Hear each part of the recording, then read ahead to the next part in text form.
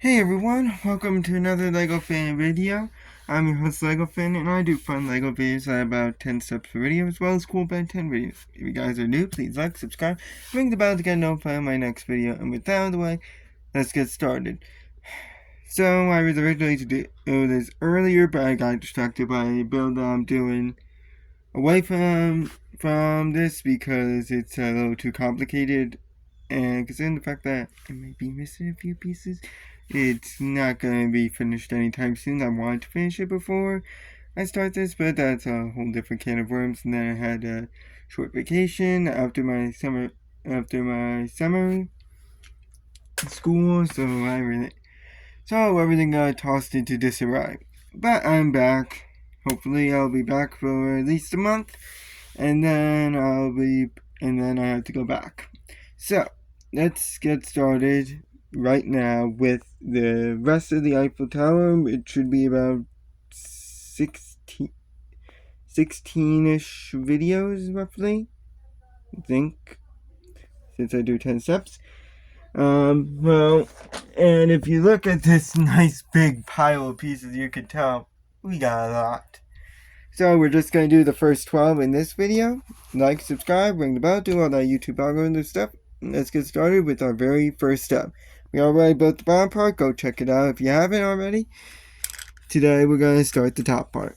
So in the first step, you are going to need... Sorry, let me move this over to me.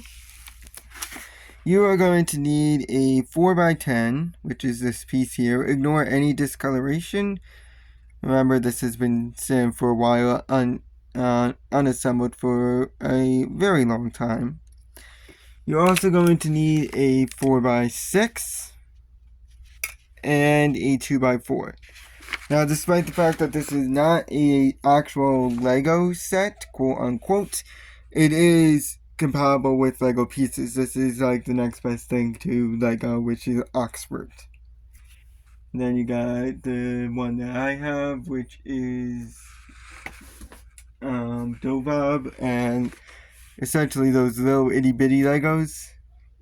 Those are an absolute nightmare. I would not recommend them.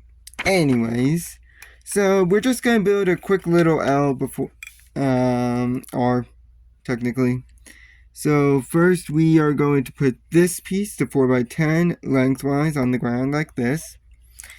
At the top part of it, we are going to also put the 4x6 lengthwise, so going left to right like this. So it should look like that.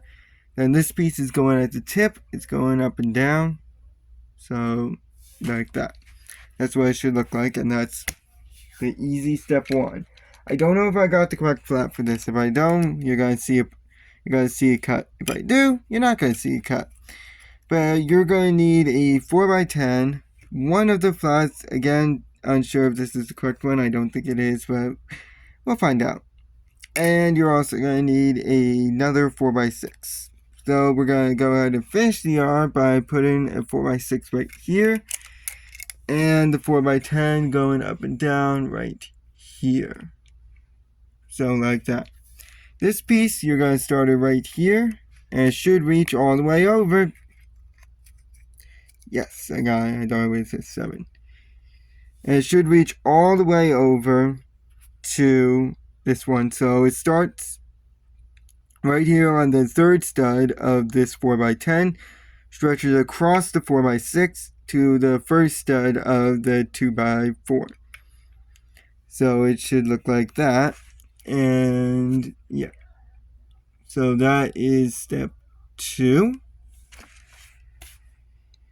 And now we are going to take another one of those big flat pieces, as well as 2x4s. You could probably assume where this piece is going. We're going to mirror it on the other side. If it will agree with me today. I have to disassemble this whole thing.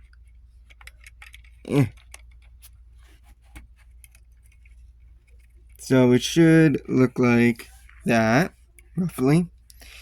And then these two pieces are going at the very tip of this little shape that we formed. So one's going right here. we're going to be building the whole square today. So 1 and 2. So roughly like that. Now let's move on to step 4, which again is going to require these good old trusty 4x10s. You're going to need 2 of them. And you're also going to need 2 of those trusty flats as well. Again, you can probably assume where these flats are going to be going. You're going to skip over the corner piece. We don't care about this little corner stud yet. And put it on right here. And it should stretch, so that way you can secure your little 2x4 that you put on in the previous step. Do the same on the other side. And excuse me for 1 second, because apparently this is requiring 2 hands for some reason. And it's going to look like this. Now we are going to put these on. So like that. You can tell that this is going to be a very big set. Okay, once you get those 2 secure, you're going to once again take 2 of the flats. And you're also going to be taking a 1x8, which looks like this. This is going on the interior part right here.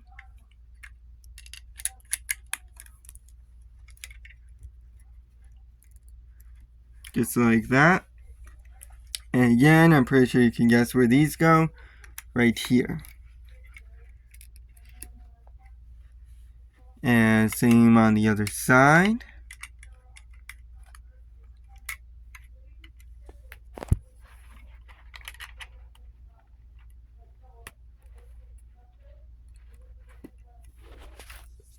So it looks like that.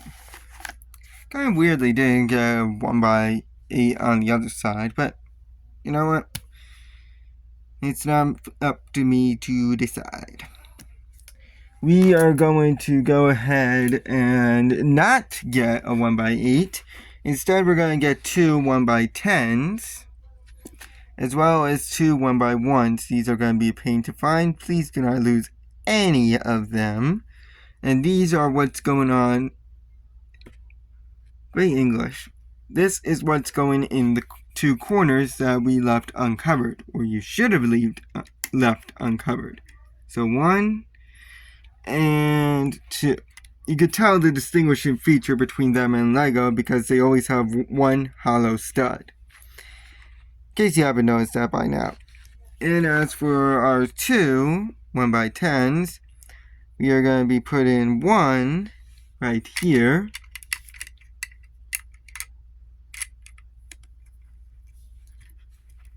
And then instead of the 1x8 on this side, we're not going to make it symmetrical and put this piece down right in the corner.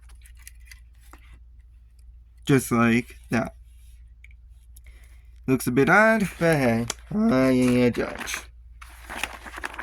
Now, let's move on to step 7. Step 7 is going to require some small pieces, for this at least. It's going to require a 1x8 once more, as well as 2 1x6s. Now, we're going to be doing some odd things. First, we're going to be putting down these 1x6s. One is going right up here, right next to our 1x8 that we put down, going lengthwise. Then we're going to skip over to where the piece we just put down, the 1x6, reaches its second stud.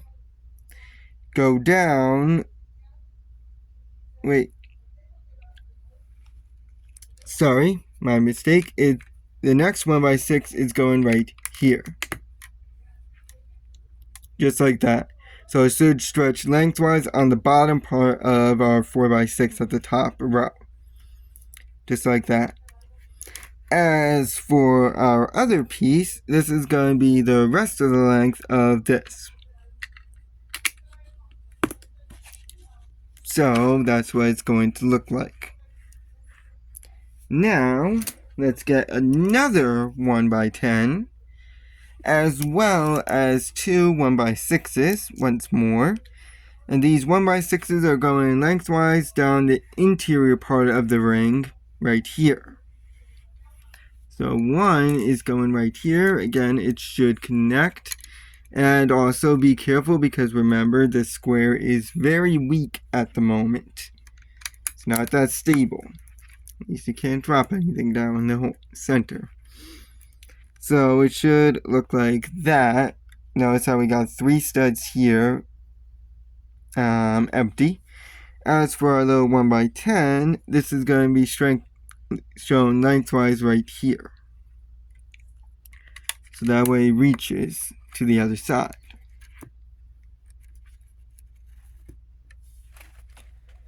Now, let us continue.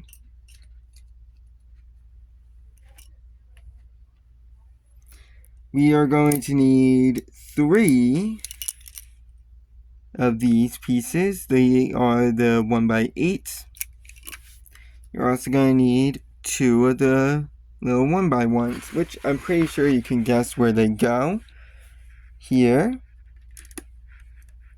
And here. Now we are going to go ahead and finish our little interior circle with the remaining pieces. Our interior square, so one goes right there. One goes right here. And one goes right here. Just like that. Now, let's go to step 10. We're finally not going to have length pieces for at least this step. We're going to instead take 2 4x6s. Okay, so we got 2 of them here. And we're going to need a 2x4. We are once again going to be making the bottom part. So we are going to put one like this. And put down the 2x4 going up and down. And then the other one. It should fit if you did everything properly. So it looks like that. Now we are going to take a 1x10 and 2 1x6s. 1x10 is going on right here.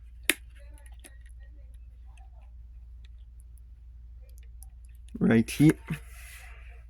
Right there. And then we're going to fill in the rest of this little gap here with the last piece.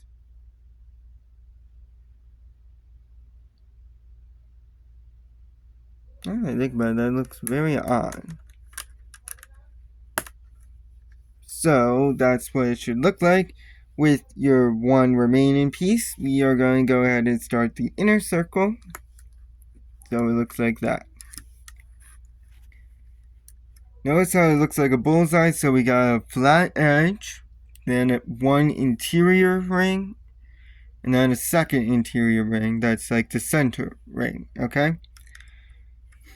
Now, we are going to take another one of these 1x8s, which I'm pretty sure you can guess where it goes, as well as 2 of the flats. So I'm pretty sure you can guess that the 1x8 goes right there to fill in the remaining gap. And then the flats go on the outer edge to fill in that remaining gap. And that's all we are going to be building for today. I'd like to thank you guys for watching. We'll be continuing this in the next episode. So long.